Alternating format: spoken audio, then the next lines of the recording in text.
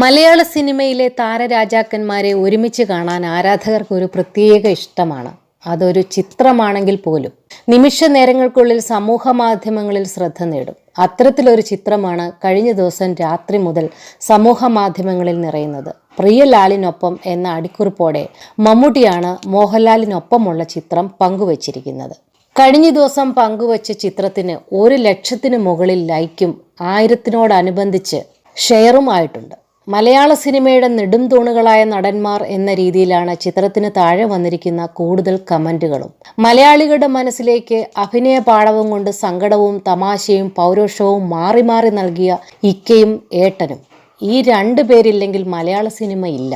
അടുത്ത കാലത്തൊന്നും ആ സ്പേസിലേക്ക് ആരും നോക്കണ്ട എന്നിങ്ങനെ നിരവധി പേർ ചിത്രത്തിന് കമന്റുകൾ രേഖപ്പെടുത്തിയിട്ടുണ്ട്. മോഹൻലാൽ ചിത്രം നേരെ ഡിസംബർ 21-നായിരുന്നു തിയേറ്ററിലെത്തിയത്. മൗത്ത് പബ്ലിസിറ്റി കൊണ്ട് നേരെ ബോക്സ് ഓഫീസിൽ മിന്നും പ്രകടനമാണ് കാഴ്ചവെച്ചുകൊണ്ടിരിക്കുന്നത്. ഏതാണ്ട് 3 കോടി രൂപയാണ് ചിത്രം ആദ്യ ദിനം നേടിയെന്നാണ് ട്രേഡ് അനലിസ്റ്റുകളുടെ റിപ്പോർട്ട്.